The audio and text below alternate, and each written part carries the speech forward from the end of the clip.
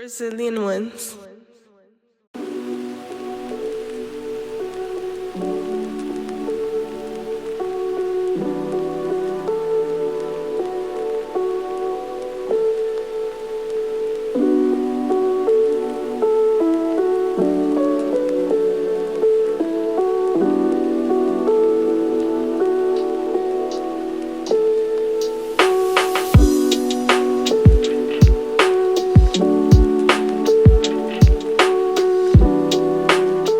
People about to go to work, kids about to go to school, a dead body in their neighborhood. How common is that for people? You know, if you grow up in the hood, it's just like, man, it becomes another street visual. It is common. You know what I mean? That's the sad part about it. But if you're not used to that, like imagine how that would impact anybody. You know what I'm saying? Someone got killed in your neighborhood. You're telling me that I can die in this neighborhood? You're telling me I can step outside of my house and someone can shoot me? A lot of people don't live with those realities. You know what I'm saying? So, but when you're a kid, that's trauma. Whether you knew the person that got killed or not, that's a reality for your neighborhood. And now you're going to school, and even if you're in elementary school, your teacher's gonna put a bell work. An hour, you just saw a dead body, and now you're supposed to show up to class, and the teacher's gonna be like, perform. And you got kids there like, man, how come you're not performing? Oh, this kid doesn't want to study, not knowing that, man, he just saw a dead body.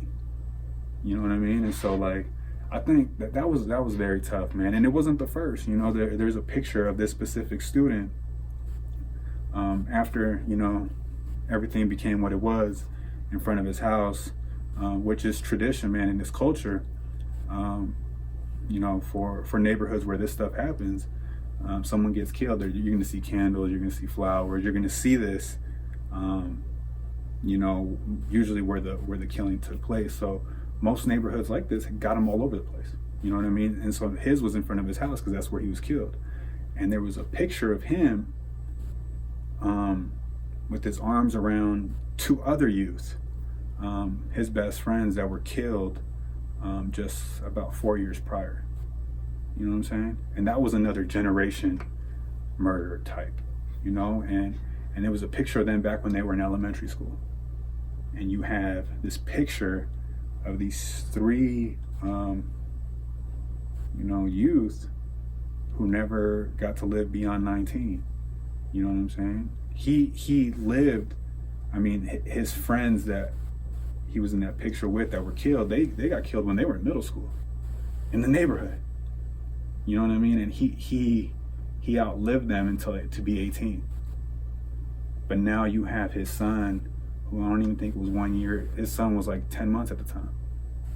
He's never going to get the opportunity to have a relationship or remember his dad, other than what people can share in pictures. But his dad died in his work uniform. You know what I'm saying? And so, like, to see what that murder did to his closest friends and how it impacted that community, man, it was tough. I'm not gonna lie, that funeral was tough. And it wasn't the first time, but that specific one, because he was doing what we've mentored him to step into, to work, to take care of your family, and to have the discipline, man, to be 19 years old and have a job that makes you get to work at, you have to be at work by like 6:30. You know what I mean? That's tough for a lot of people. You know what I'm saying? Not saying that it's impossible. It's not impossible. I'm just saying, like, working with youth, for them to have that discipline and be like, okay, I got to go to bed at 9, I got to be at work at 6, and it's a manual labor job. And he had been holding that job down for a year. So it wasn't like he wasn't consistent with it. He was making it happen. You know what I mean? He was a young father who had goals, who had dreams. And so as a mentor, from a mentor's perspective, understanding, like, we're about to create a program that's going to mentor youth that are on probation. We're going to mentor youth who come with their level of trauma. We're going to mentor youth who live in these neighborhoods. I was coming into the program with the experience, and I guess you know what I mean? Like, just I was coming into it with the reality, knowing that we're going to lose some kids. You know what I'm saying? Like, the statistics would tell us we're going to lose some kids. The kids that we're about to mentor, based on our upbringing in Oceanside, like a lot of our friends didn't make it. You know what I mean? So it's like, Now we're being called to come in and intervene. We're coming in with the hope, the purpose, the drive, the love, the passion to intervene, and hopefully that doesn't happen for any of our kids. You know what I'm saying? Like that's how we're coming in, and we're hitting the gates running, because we know that we're coming in with a sense of urgency too. Because we're coming in to mentor youth that are already 18, 19, 17 years old, so they're already in it. And we understand that it can happen any night. Any night we can get that phone call. And for us to say, okay, I'm going to step back into this, knowing that it's very possible that I might start mentoring a youth and 2 months later he can get killed, or he can kill somebody, or she, or you know what I'm saying? And it's like, or they can catch a case. Like knowing that I've been, you know what I'm saying? Like that takes a lot, because you're knowing you're about to step into some heartbreak. You're going to step into a lot of celebrations. You're going to step into a lot of special moments. But there's also going to be some tough times, man. Like at my time at Reach alone, man, we were able to accomplish a lot. We were able to have more high school graduations, more scholarship ceremonies, and even college acceptance experiences than ever imagined. But with that also came murder trials, came sentencing hearings, came funerals, came being at the hospital at midnight. You know what I'm saying? All of that. And sometimes it all happened in the same month. And a lot of times it did, because most of these celebrations take place in June, because that's when people are graduating or getting scholarships or about to leave for college. And the summertime's also when it gets very active out here. And so kids are out, and the activity in the neighborhoods gets high, and we lose kids too. And that's what happened in this specific case. We were celebrating the graduation, the high school graduation of a specific student who wasn't supposed to make it this far. We were celebrating the high school graduation of a specific student who had already lost the majority of her friends. You know what I'm saying? We're celebrating this specific student who many people had written off. And this student was, you know what I mean? We were there to celebrate this student, not knowing that as we're all celebrating, someone in that room is going to get killed a few days later. You know what I'm saying? And so we had celebrated this amazing high. You know what I'm saying? We even had the high school graduation. We had a party, then we had the graduation like a day later, and then like 4 or 5 days later, this murder took place.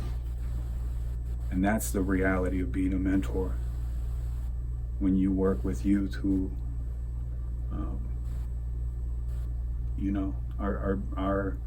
are living in under certain circumstances. You know what I'm saying? And so when we created resilience, we were creating. I mean, I was thankful, and I was hopeful, and I am, about the work that we were about to go do, and the team that we get to do it with. But I think for me, it was also remember, kind of like always telling the team, like, hey man, I just want to be real with y'all, man. Like, this is don't have it be an expectation, but don't be surprised if it happens.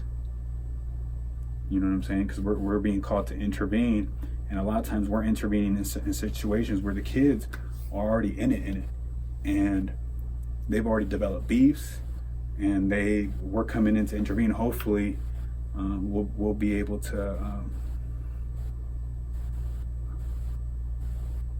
change some trajectories. You know what I'm saying? But the reality is, we're going against the grain. And so as mentors, we have to be resilient to continue to do this work, because we've been operating for 1.5 years, man, and we've already experienced that. We've been at the hospitals, you know what I'm saying? We visited kids in custody. We've seen kids go away for a certain amount of time. We've already lost kids. You know, and so for us to bounce back every day and say, nah, man, I'm gonna continue to be resilient, and regardless of the pounding that my heart takes in doing this job, we still understand the urgency.